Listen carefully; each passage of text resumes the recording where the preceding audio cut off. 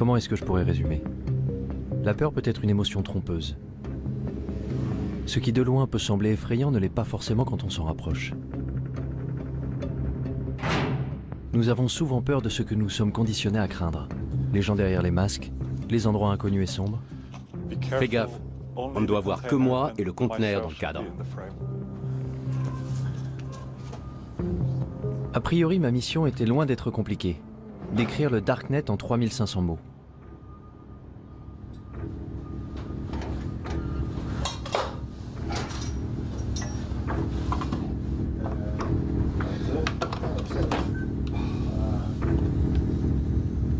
Alors comment je m'étais retrouvé là? Dans un conteneur clandestin à la périphérie de Berlin, avec deux crypto-anarchistes sans visage me faisant faire le tour de leur lab. Non, tu ne filmes pas mes doigts. Jamais? Compris? Ok. Un des trucs qui m'intéresse en ce moment, c'est de fabriquer un dispositif qui reproduise la norme de communication vocale sécurisée de l'armée américaine, mais qui serait accessible à tous. Comme ça, n'importe qui pourrait se connecter avec ce petit appareil et crypter sa voix en utilisant les lignes téléphoniques traditionnelles. Mais qui cette puce aiderait-elle au final? Des terroristes pour voler à couvert? Ou des révolutionnaires dans les régimes dictatoriaux? Quand j'étais jeune, j'ai lu 1984. Et c'était comme... En un sens, il était visionnaire, mais d'un autre côté, il était très optimiste, parce qu'il ne pouvait pas imaginer les développements technologiques que nous avons connus depuis. Et d'un point de vue technologique, c'est déjà bien pire. Ça donne une société qui vit en état de surveillance permanente. 1984? Je suis né en 1984. Oui, ça c'est moi juste là. C'est précisément l'année qu'Orwell avait imaginé comme étant le début de la fin de notre vie privée. Un monde dans lequel Big Brother nous surveillait en permanence. Mais personne n'y prêtait vraiment attention. Pourtant, c'est cette année-là que les familles heureuses ont pu installer le premier ordinateur Macintosh chez elles. Hello, I am Macintosh. 10 ans plus tard, ma génération serait déjà dépendante aux écrans. We installed the internet on our computer just a short time ago, and I haven't been able to get the kids off it ever since. Petit à petit, nous sommes tous devenus accros. Ça a commencé avec des jeux, des chats, des emails, même des films. Nos goûts se sont développés avec Internet. Mon premier amour, mon deuxième amour, mon troisième. ICQ, puis Facebook, Google, Twitter. Arrivé à l'âge adulte, j'avais passé une bonne partie de mon temps en ligne. Pourtant, je ne m'étais jamais dit qu'il pouvait y avoir une autre facette à explorer. Le fameux Deep Web. À vrai dire, je n'avais pas la moindre idée de la façon de le trouver. Donc j'ai commencé comme tout le monde, par une recherche sur Google.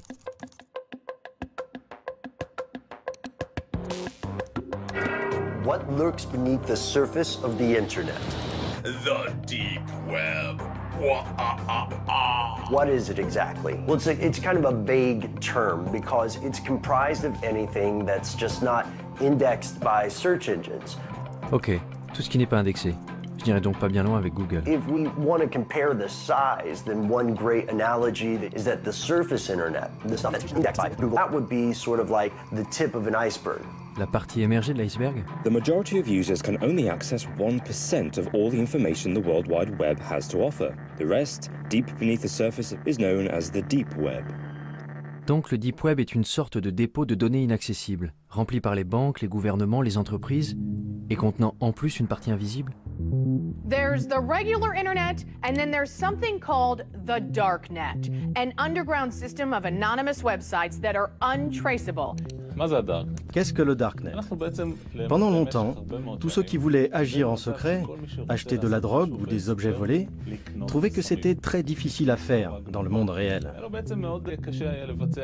Parce que dans le monde réel, il faut rencontrer le vendeur et ensuite, il faut le payer d'une façon ou d'une autre. Parler du Darknet, c'est évoquer une nouvelle forme de commerce, un nouveau marché où les identités des acheteurs, des vendeurs et de l'argent lui-même échappent à la police ou à quiconque essaierait de traquer le crime ou d'autres choses. You can find ways to launder money, hire a hitman, get guns. The deep web is used by many to buy fake identities. Websites offer green cards, driver's licenses, and passports. Some use it for more sinister reasons, such as human trafficking or drug exportation. Ok, tu vois ça?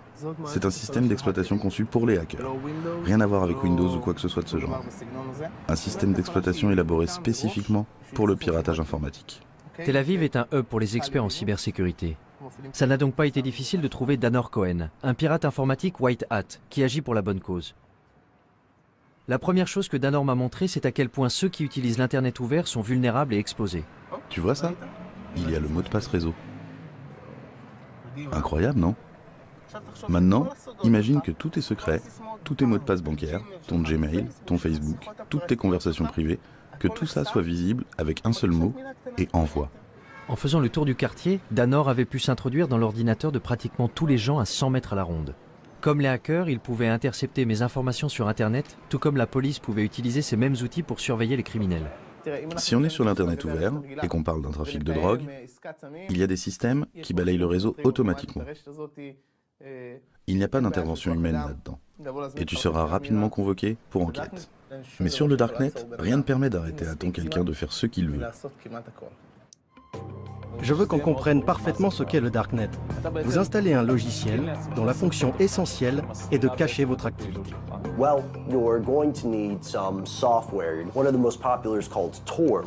Tor? Which originally stood for the Onion Router. The Onion Router. Onion Router. It was made by the US Navy. How does Tor do it? Well, it takes your data and it bounces it around the world over several different data nodes. That way, no person or agency can figure out where the data came from or where the data is going. If you want to keep yourself invisible online, there is absolutely nothing better than Tor.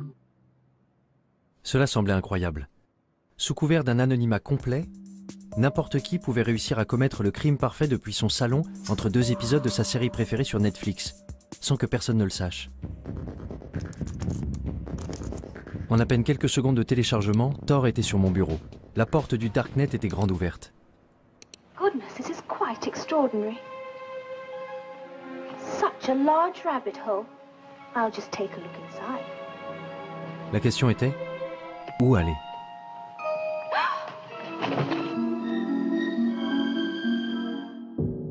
Mon premier arrêt a été le wiki caché.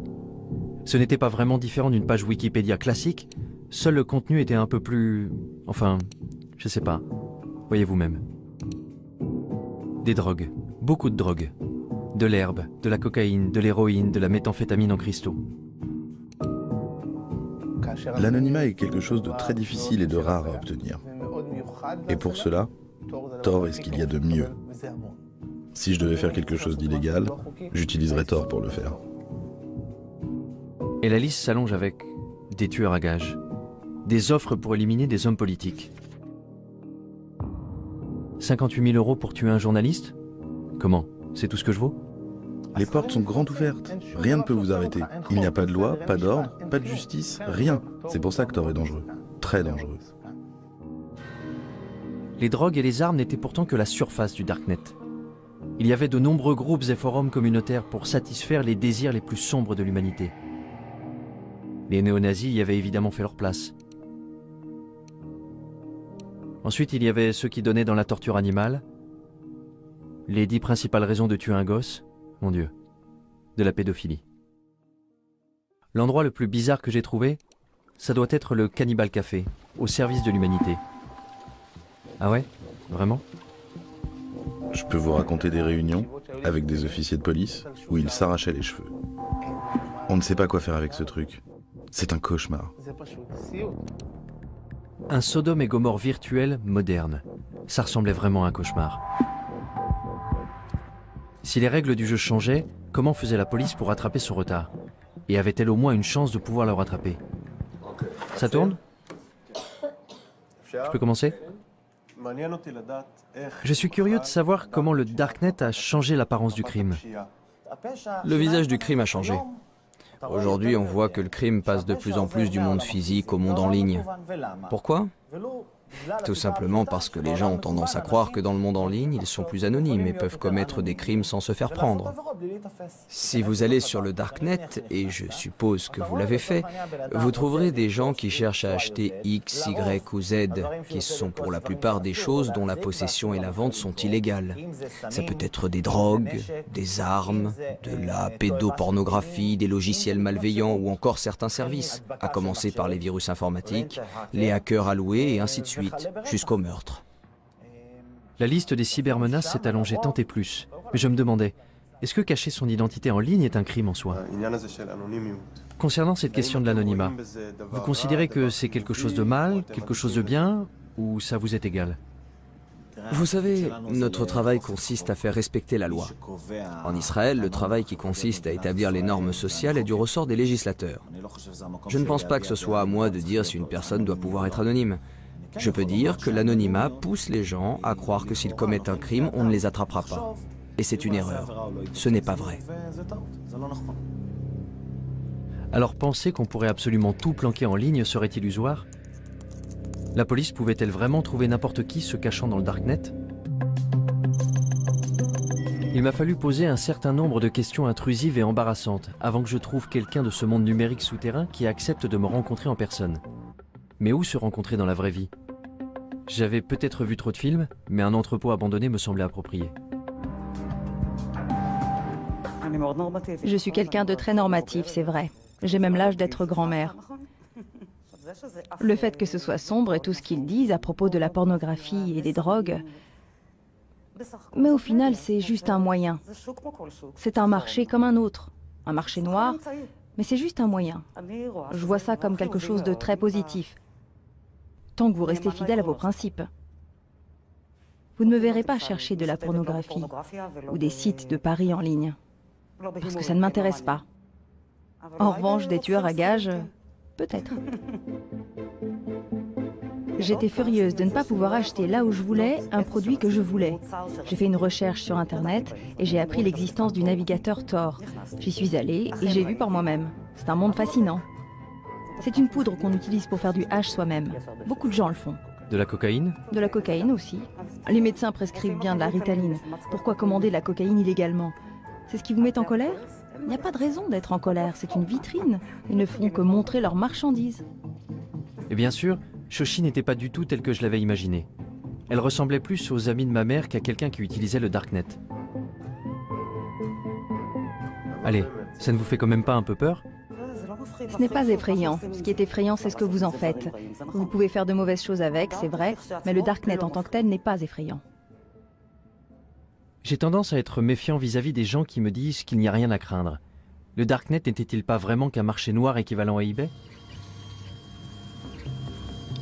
La technologie a toujours eu un double visage, selon l'usage que l'on en fait. Prenez l'imprimante 3D par exemple. Fais descendre l'arme.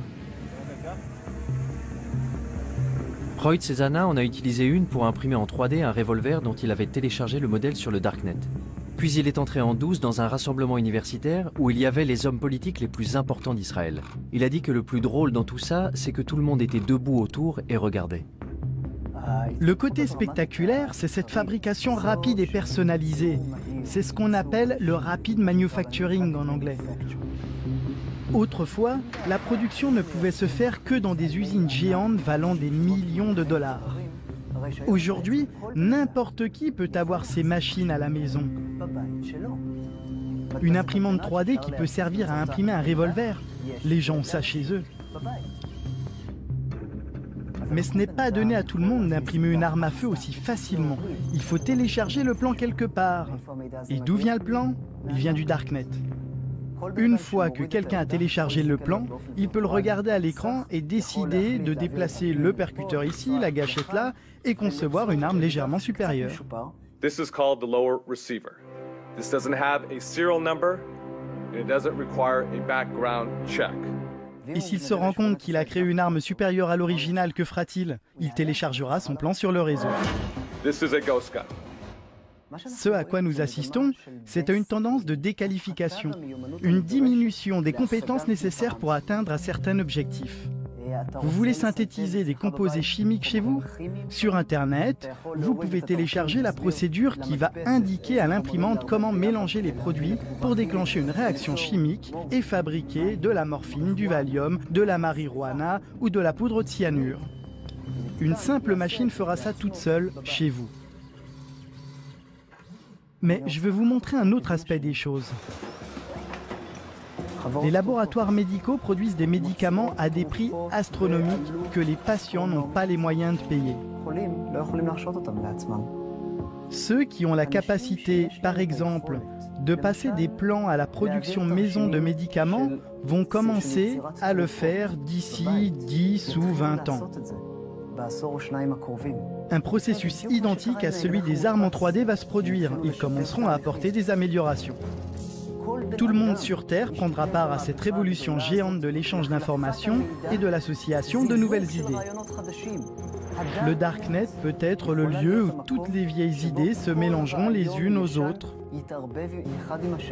Comme l'a dit Matt Ridley, les idées vont commencer à avoir des relations sexuelles entre elles pour finalement donner naissance à des idées nouvelles et incroyables.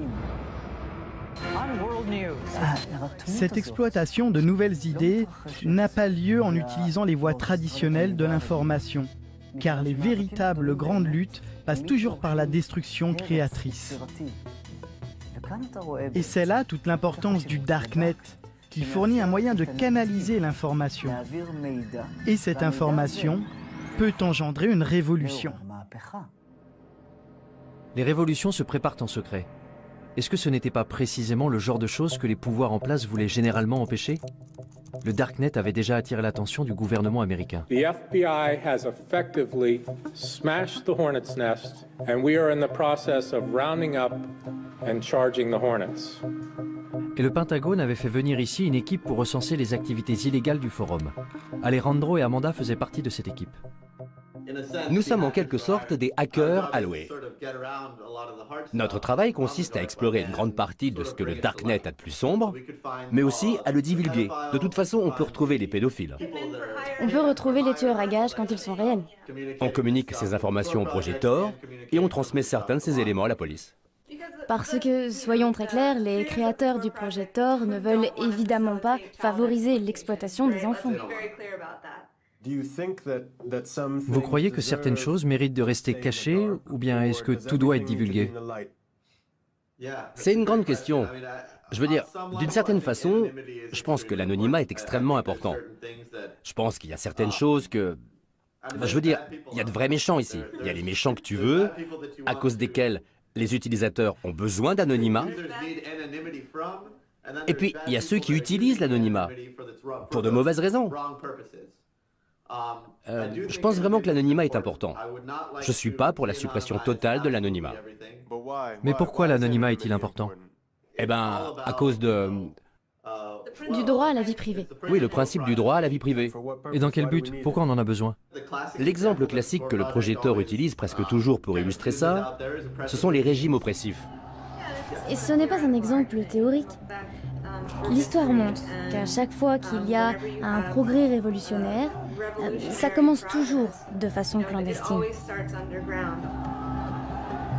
Quand j'y pense, je me dis que si, disons dans le cas d'un scénario futuriste et apocalyptique, si mon gouvernement s'en prenait à moi et que je veuille par exemple entrer en rébellion, je voudrais que quelque chose de ce genre existe. C'était vraiment la dernière chose que j'aurais pensé entendre venant d'un employé du gouvernement américain. Entendre que, bien qu'enfoui au fin fond de leur cerveau, il y avait un scénario digne d'Orwell. Le genre d'idée qu'on prête davantage aux anarchistes. Instead of privacy, we have permission. It's about control, isn't it? It's about the incremental eradication of freedom. C'est Julia Touriansky, une propagandiste anti-étatique autoproclamée. Don't police me. Statism is death. Mon Dieu. Join me in my love affair with freedom. Vie privée, contrôle, liberté. This is Anarchast.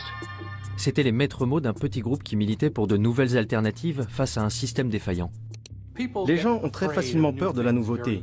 Et ça, ce sont des idées nouvelles. Hacker, anarchiste, darknet, des mots qui sonnent louches. Voici les crypto-anarchistes, la branche d'un petit groupe de technophiles qui s'est constitué au tout début d'Internet, les cypherpunks, où cypher signifie chiffrement. What is a cypherpunk? What do you guys stand for? Cypherpunks are cryptography activists. We believe in personal privacy for everybody. Ce sont les cypherpunks qui ont été à l'origine de la toute première version d'un darknet, ce qu'ils avaient appelé le blacknet. Americans are not prepared to face the fact that they're living in an electronic police state. Si quelqu'un pouvait compléter mes informations sur le darknet, c'était forcément eux. Tous étaient rassemblés à l'Institut de crypto-anarchie dans le centre de Prague.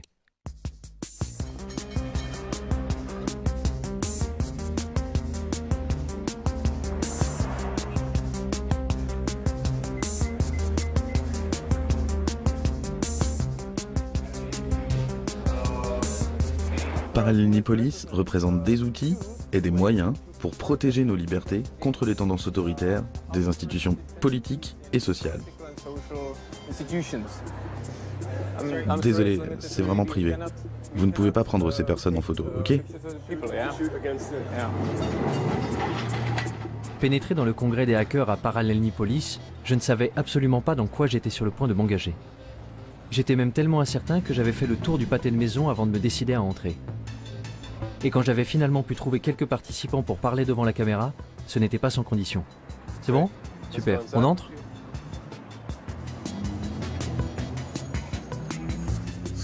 Bon, quand vous serez prêt, vous pourrez vous asseoir.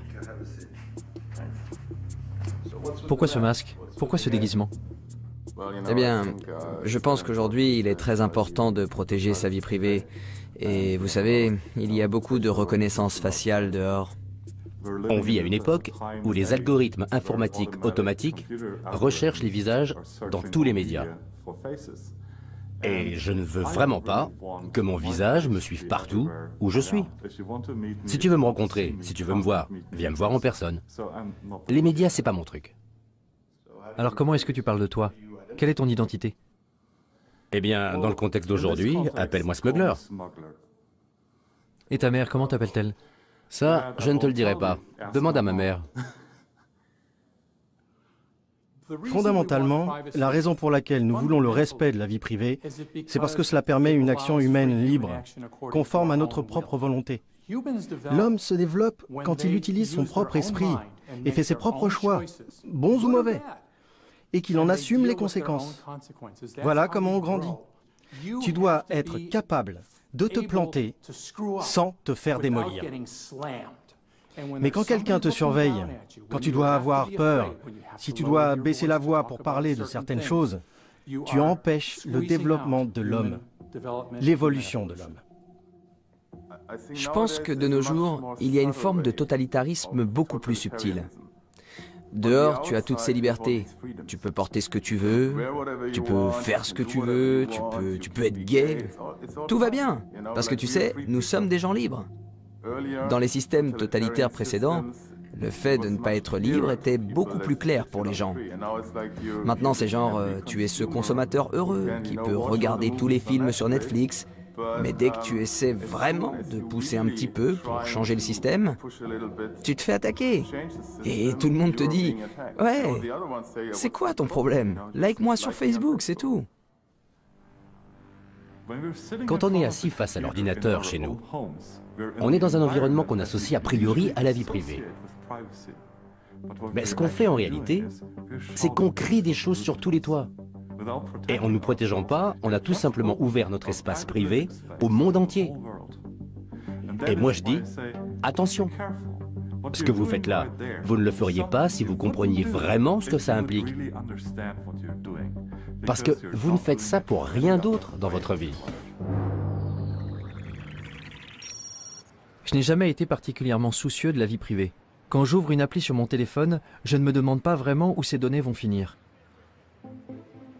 Facebook, Google, ce sont des systèmes de surveillance.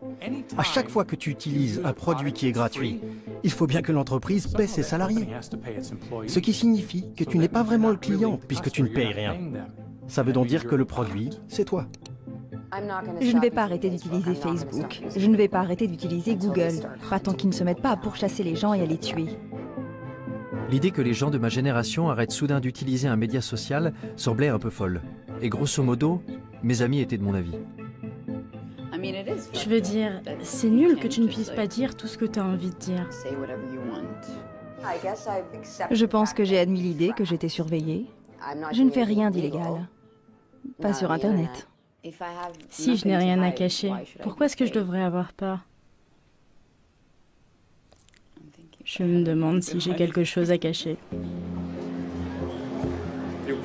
Ta vie privée n'est pas violée au moment où quelqu'un prend tes photos et les met en ligne. Ce n'est pas là qu'il y a violation de ta vie privée. Il y a violation de ta vie privée quand quelqu'un veut tes photos et les stocke. C'est à ce moment précis qu'il y a violation. Quelqu'un qui prend tes données et qui les stocke. Parce qu'il pourrait avoir envie de les utiliser. Et c'est cette menace du pourrait que nous percevons tous inconsciemment. Tout le monde fait quelque chose de mal. Peut-être que tu trompes ta femme, ou que tu étais ivre à cette fête, et tu as gardé cette photo ridicule de toi. Et ensuite, ils peuvent utiliser cette information pour appliquer une loi qu'ils n'appliquaient même pas avant. Ou alors tout simplement pour te faire chanter publiquement. Quand tu es dans un état où tu n'as pas d'intimité, où tu n'as pas d'anonymat, tu es toujours inquiet à l'idée que quelqu'un te surveille. Quelqu'un qui te punirait physiquement, ou dirait du mal de toi dans ton dos, ou te ferait honte. Chez les humains, la honte est une arme de destruction massive.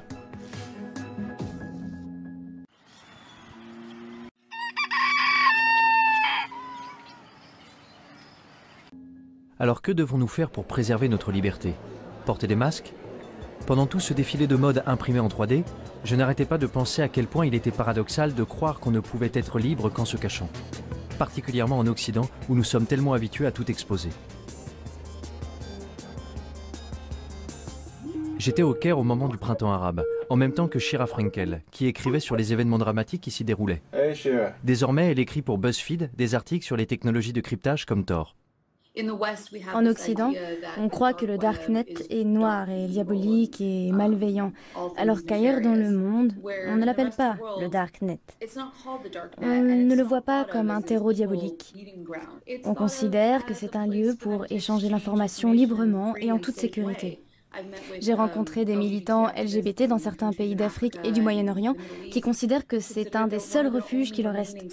Et quand je leur dis qu'aux États-Unis nous l'appelons le Darknet, que c'est comme ça que nos hommes politiques l'appellent, ils rient et ils trouvent que c'est absurde. Ils disent « Mais c'est là où nous sommes en sécurité, c'est là que nous pouvons parler, c'est là que je peux être moi-même en sécurité. » Il y a donc de grandes parties du monde où le simple fait d'être connecté suffit à vous faire arrêter. Alors pour ces gens qui savent qu'ils ne sont pas en sécurité en ligne, qu'ils ne sont pas en sécurité, ne serait-ce que pour envoyer des emails ou faire partie de groupes Facebook, les technologies cryptées peuvent effectivement être une bouée de sauvetage. Je pouvais comprendre cette nécessité du Darknet pour ceux qui vivent sous un régime dictatorial. Mais la liberté est un des fondements des sociétés démocratiques, non? Aujourd'hui, nous sommes à la croisée des chemins entre deux systèmes gouvernementaux en compétition. D'un côté, celui dans lequel Big Brother contrôle la vie de ses citoyens, et de l'autre côté, la domination des masses. Le gouvernement tente de se sécuriser et de sécuriser ses citoyens. Pour cela, il doit arrêter la menace que représentent les loups solitaires, les terroristes. Ceux qui voudraient faire tomber le gouvernement par la force. Et parfois aussi, ceux qui veulent le faire tomber sans faire usage de la force.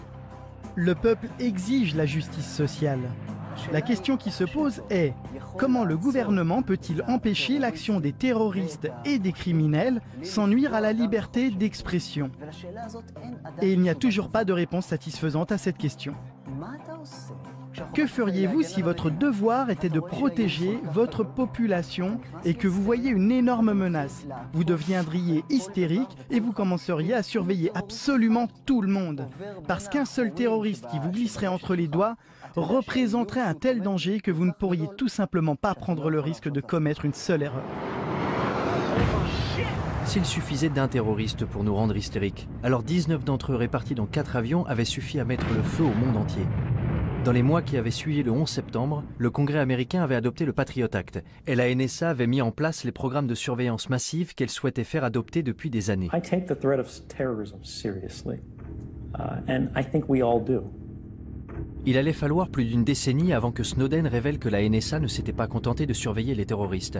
Elle avait également espionné des millions d'Américains innocents. I think it's really disingenuous for the government to justify programs that have never been shown to keep us safe, but cost us liberties and freedoms that we don't need to give up. Quand je suis revenue aux États-Unis et que je parlais aux gens des fichiers Snowden, beaucoup d'entre eux haussaient plus ou moins les épaules en disant « Et alors, qu'est-ce que tu crois? Bien sûr que le gouvernement fait ça, bien sûr que le gouvernement nous surveille de telle et telle façon. » Et là, j'ai trouvé que c'était intéressant. Que d'un côté, il y ait ces fichiers, ces documents qui allaient révéler d'une manière sans précédent la façon dont le gouvernement nous espionnait, et qu'en même temps, il y ait des Américains qui haussent les épaules en disant simplement « Et alors ?» Ils disent qu'ils veulent l'information parce que c'est pour notre bien. Eh bien, ça pose un problème. D'abord, parce qu'ils recueillent et récupèrent absolument tout ce qu'ils peuvent, uniquement parce qu'ils en ont le pouvoir, et aussi parce que, pour être honnête, si vous êtes au gouvernement, si vous faites ce genre de travail, il y a de grandes chances pour que vous ayez une sorte de tendance obsessionnelle au contrôle, psychologiquement parlant. Ils aiment contrôler. Ils ne veulent rien laisser au hasard. Quelque chose de grave pourrait arriver si nous ne contrôlons pas cela. Sauf que quelque chose de grave peut toujours arriver. Mais si on va par là, c'est sans fin. On peut voir dans les notes internes de la NSA que le gouvernement des États-Unis et la NSA avaient commencé à faire circuler des documents dans lesquels ils enseignaient à leurs agents les failles non pas des terroristes, mais de prédicateurs musulmans. Lorsque le gouvernement commence à lister les failles de prédicateurs musulmans, en désigne un et dit « lui, il regarde des pornos en ligne ». Tout à coup, le gouvernement a le pouvoir, juste comme ça, de détruire la réputation et la crédibilité de toute personne dont il n'approuve pas le message.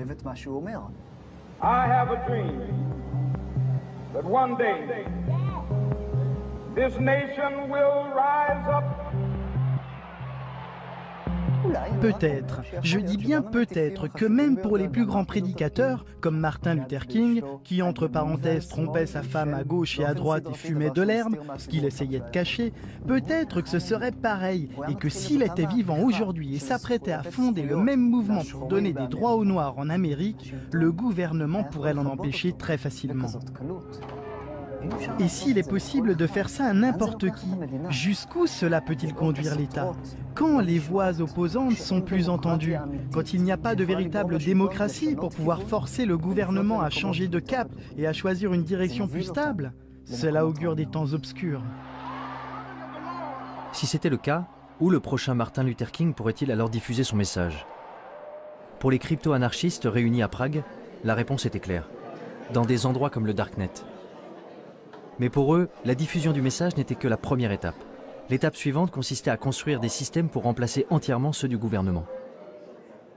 Les crypto-anarchistes sont des anarchistes qui croient en l'utilisation de la cryptographie pour créer une zone libre, une terra nova, un territoire libre entouré de murs de cryptographie. Grâce à la cryptographie, ils peuvent discuter, utiliser des monnaies cryptographiques et créer, dans une très large mesure, un monde séparé dans lequel ils peuvent évoluer. Mais comment ce monde séparé pourrait-il bien fonctionner si nous sommes complètement dépendants de l'État? Ce que l'État crée, c'est un amas de bureaucratie, des tâches dénuées de sens que l'on doit faire chaque jour, comme aller au bureau et subir toutes ces taxations. Mais l'État répond également à des nécessités premières, comme la sûreté, la sécurité, les routes et tout le reste. Cependant, toutes ces choses peuvent être fournies par le secteur privé au moyen d'outils décentralisés. Donc, tout cela peut être pourvu par des fournisseurs internationaux, ou par un fournisseur d'un tout autre pays. Les frontières n'ont plus aucun sens dans cet environnement. Car sur le Deep Web, l'endroit d'où tu te connectes, ça n'a absolument aucune importance. Donc l'alternative à l'État dans les systèmes grandissants du Dark Web est un appel à la révolution? J'ai finalement réussi à trouver Julia Touriansky, dont les clips tape à l'œil sur YouTube m'avaient conduit à Prague. But you cry, prove anarchy works, and we say, welcome to anarchy, population everyone. Y avait-il une chance pour que les idées anarchistes soient un peu plus pragmatiques de vive voix? Vous savez, je pense que les gens ont besoin de conseils. Les gens ont besoin d'un certain degré de gouvernance. La différence, c'est que la gouvernance ne doit pas être imposée aux gens. Aussi longtemps qu'on peut se désengager et partir, alors moralement, c'est en accord avec une philosophie anarchiste. Donc bon, je ne suis pas naïve. Je ne pense pas qu'il y aura un grand effondrement qui nous donnerait une magnifique anarchie. Je crois que l'idée, c'est plutôt de créer ces petites communautés pour soi-même et de trouver des endroits d'où on a la possibilité de se désengager et qui se diversifient et qui soient plus dispersés et plus accessibles. L'un des systèmes utilisés par la communauté crypto-anarchiste pour se désengager était le Bitcoin. Une crypto-monnaie permettant d'effectuer des transactions en ligne de manière anonyme et qui avait déjà fait les manchettes des journaux du monde entier. Et une fois que vous avez la monnaie virtuelle, vous n'êtes pas très loin de commencer à bâtir des États virtuels.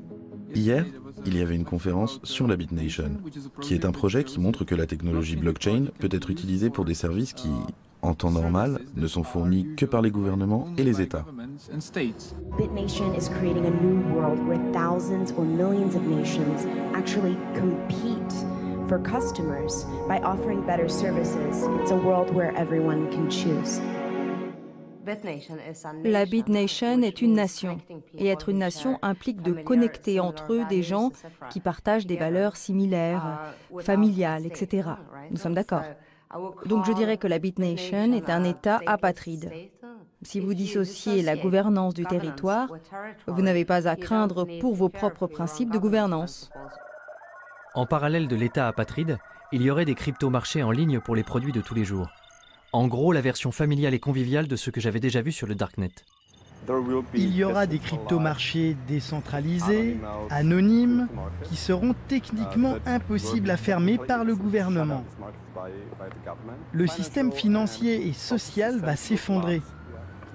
Aucune approche rationnelle ne peut dire comment le système social va pouvoir survivre, surtout quand il y a tellement de personnes âgées et seulement un petit nombre de gens jeunes et productifs. Je pense donc que le système social du gouvernement va s'effondrer. Et donc passer à quelque chose de totalement nouveau peut être une bonne chose.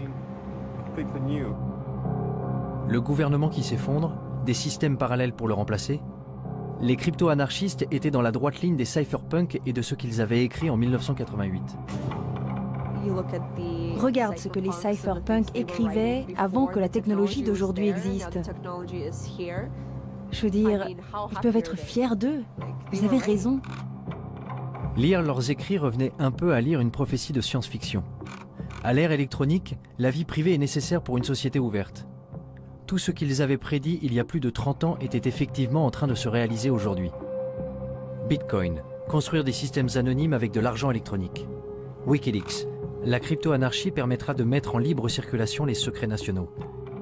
Darknet, des systèmes qui permettent de faire des transactions anonymes.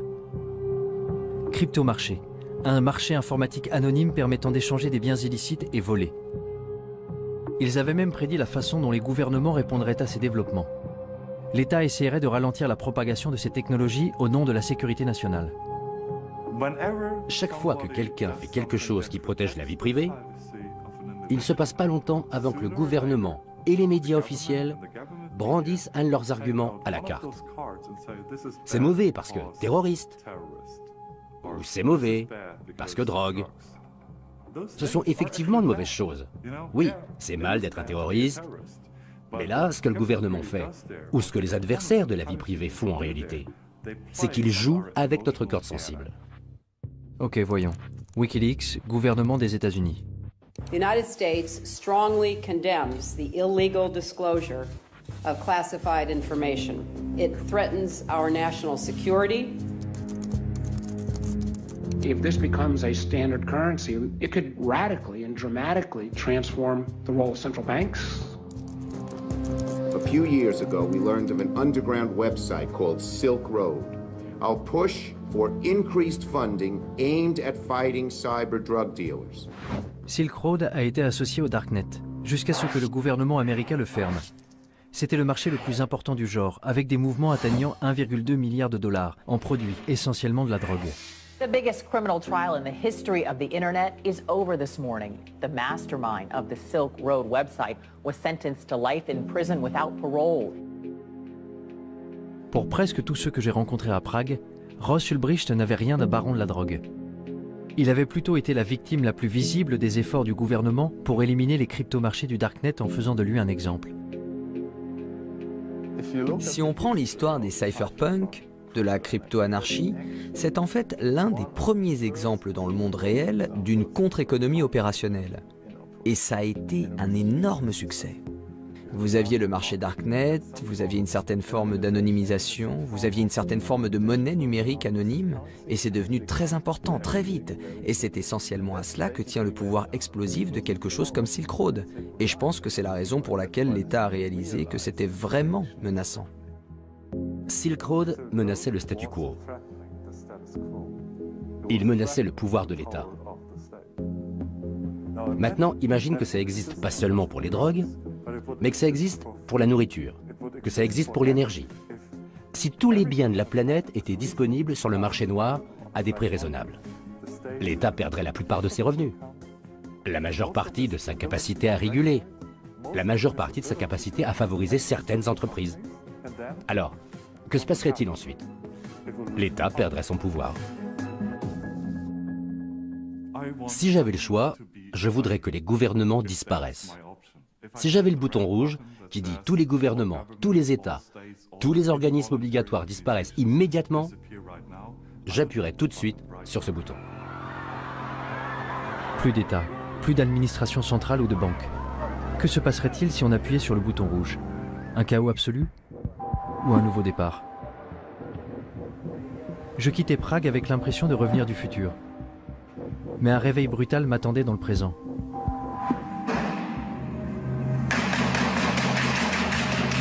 Deux attentats à Paris, un aux États-Unis,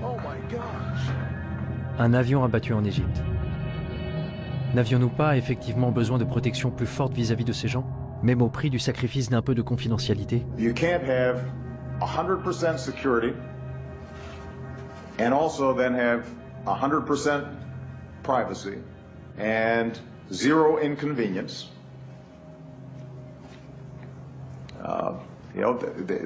We're going to have to make some choices. J'étais à Washington il y a quelques mois et j'ai parlé à de nombreux hommes politiques.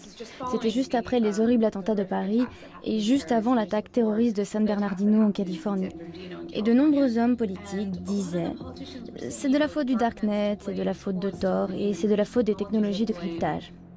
Cette semaine-là, il y a eu de nombreux reportages dans la presse sur la façon dont les terroristes impliqués à Paris avaient communiqué entre eux et avec les dirigeants d'ISIS en Iran ou en Syrie par l'intermédiaire de Tor. The dark web. The US believes ISIS and others are now using the most covert part of the online world to recruit fighters, share intelligence, and potentially plan real-world attacks. Et dans les semaines qui ont suivi, il s'est avéré que non seulement ils n'avaient pas utilisé la technologie cryptée, mais qu'ils avaient même échangé des SMS entre eux. Je pense que pour les hommes politiques, rejeter la faute sur le dark web est vraiment un moyen facile pour se laver les mains d'un échec des services de renseignement. Pourquoi dire « nous avons raté un SMS » ? Pourquoi dire « nous avons raté un coup de fil » quand on peut dire « non, non, tout ça s'est passé sur le dark web, nous n'avions aucune chance de connaître les horreurs qui allaient se passer ». C'est un joker pour dire « nous n'avons rien raté ». C'est facile de prendre le Darknet comme bouc émissaire, de dire que s'il n'existait pas, nos vies seraient plus sûres, mieux protégées. Mais le Darknet a toujours existé sous une forme ou une autre. Je vais vous parler de la première fois où je suis entré sur le Darknet. J'avais 4 ans, et à chaque fois que mes parents ne voulaient pas que je comprenne quelque chose, ils parlaient en yiddish. Le yiddish était leur Darknet à eux. À l'âge de 4 ans, je vivais dans 2 réseaux parallèles. Dans le réseau ouvert, en hébreu, et dans le réseau en yiddish, où je pouvais sentir les émotions, voir les regards, et sentir la colère, entre autres, mais pour moi, tout était crypté. Alors le Darknet n'est pas seulement un lieu, il correspond à un besoin fondamental que nous avons tous. Selon Yanky Margalit, un évangéliste pour le mouvement pour concilier l'homme et l'évolution, notre façon de penser avait besoin d'un reset. Le Darknet est un endroit très intéressant. Les gens qui maintiennent le Darknet, ceux qui le construisent, Les idéalistes qui en assurent le fonctionnement sont le genre de personnes qui croient très fortement au droit à la vie privée et à la capacité de le sauvegarder. Tout ce que je sais, c'est que notre combat pour une vie privée telle que nous l'avons connue est pathétique. C'est pathétique, parce que c'est un combat que nous avons perdu depuis bien longtemps. Nous devons complètement le redéfinir. Quand vous prenez ce qui s'est passé au cours de ces quelques dernières années et que vous vous tournez un peu vers l'avenir, vous vous rendez compte que l'espèce humaine est en train de changer. Nous subissons des changements très accélérés. Nous connectons la technologie à la biologie, nous relions la biologie à l'électronique, et je pense que nous créons une nouvelle espèce humaine. Nous créons une espèce humaine améliorée et plus connectée.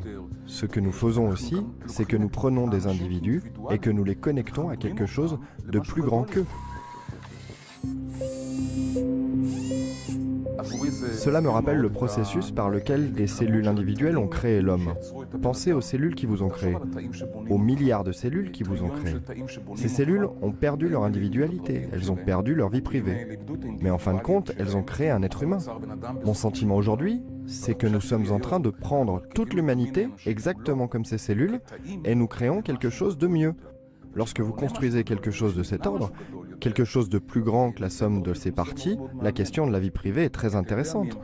Parce que savez-vous quelles sont les cellules les plus intimes du corps humain? Les cellules cancéreuses. Ce serait donc ça? La vie privée ne serait pas vraiment morte? Elle présenterait des cellules cancéreuses? Peut-être? Avec le nombre de fous qui se baladent, l'ordre mondial semble trop fragile pour faire confiance à la vision des cypherpunks et des crypto-anarchistes. Particulièrement à ceux qui ne veulent pas montrer leur visage, non? Je m'apprêtais à terminer mon article, mais juste à ce moment-là, Smuggler sortit de l'ombre. Dans un chat IRC privé, il fit un sacré pas en avant pour un extrémiste de la vie privée. Il me dit que je devrais aller le voir.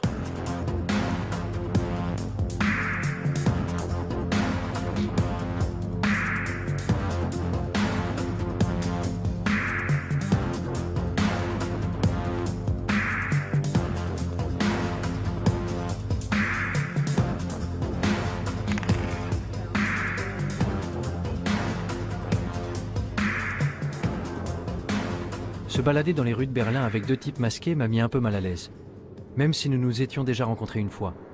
Je me demande ce que le chauffeur de taxi a bien pu penser. Réfléchis à ça. Psychologiquement, les raisons pour lesquelles tu étais nerveux et... Non mais regarde-toi. Mais la peur peut être une émotion trompeuse. De quoi était-je censé avoir peur au juste? Des cellules cancéreuses?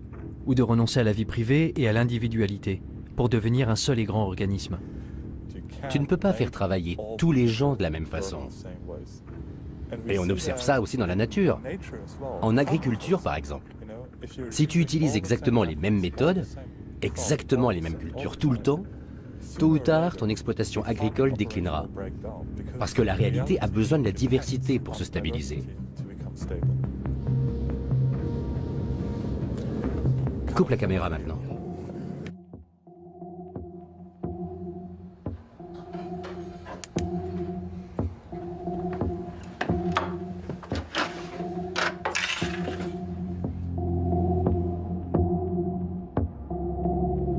La vie privée est aux idées ce que l'évolution est à la biologie. Tu sais, pour qu'un écosystème soit sain, il faut des niches locales et il faut une transformation. Il faut aussi différents types d'organismes qui mutent, qui évoluent. Un certain nombre d'entre eux vont mourir, d'autres vont prospérer et globalement, c'est une structure très résistante. C'est la même chose pour une société en bonne santé. Il faut de nombreuses idées différentes et les bonnes vont effectivement survivre. Et si tu penses à ce futur, où toute l'humanité ne serait qu'un seul organisme allant dans une seule direction, il suffit d'un seul bug pour tuer le tout. Et c'est terminé. Game over. Et ce sera pire que nos pires craintes de guerre nucléaire. Je veux dire, rappelle-toi ce que nous avions avec le Troisième Reich en Allemagne. Imagine maintenant le Troisième Reich à l'échelle mondiale et aucun autre pays pour l'arrêter. Quel bordel! Malgré tous nos progrès, malgré tous les avantages de notre monde interconnecté, l'histoire serait tout de même condamnée à se répéter? Nous abordons un futur que nos parents ne pouvaient pas imaginer. Savoir ce qui en ressortira, c'est de la science-fiction. Mais moi, je ne veux pas vivre dans un futur où tout est contrôlé.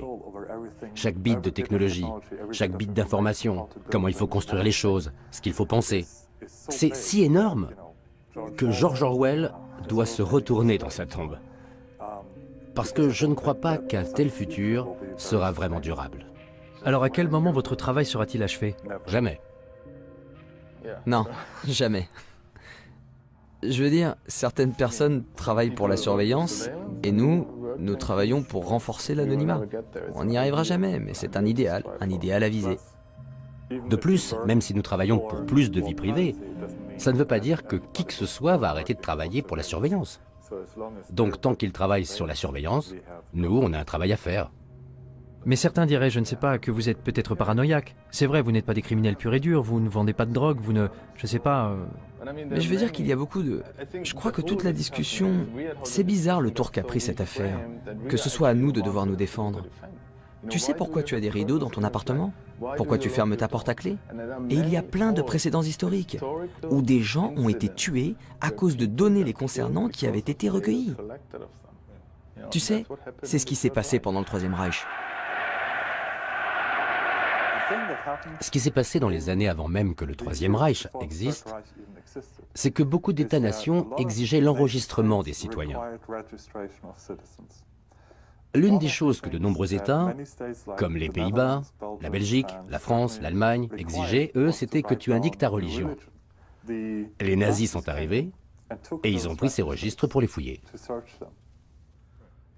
Donc quand l'Allemagne a envahi les autres pays, ils n'avaient plus qu'à fouiller les registres et à tuer les personnes de la mauvaise religion.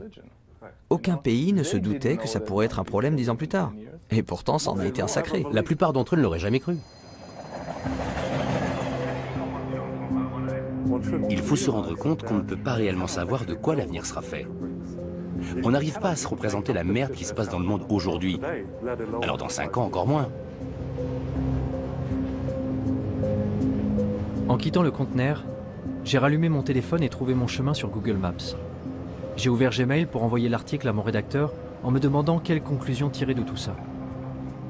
Où m'avait conduit cette exploration du terrier? Le Darknet n'était pas le monstre diabolique que j'avais eu tendance à imaginer. Il semblait au contraire qu'il puisse être le seul endroit qui nous reste pour échapper à la surveillance de plus en plus attentive de Big Brother. Un lieu où nous pourrions nous débarrasser de nos anciennes identités pour en créer de nouvelles, et même bâtir des mondes nouveaux. Un endroit où nous pourrions bénéficier d'une vraie liberté. Ce n'est qu'à ce moment-là que je repensais à ce que m'avait dit Smuggler quand j'ai quitté le conteneur. Que la plupart des gens ne cherchent pas du tout une liberté réelle. Ce qu'ils veulent, c'est avoir juste assez de liberté pour se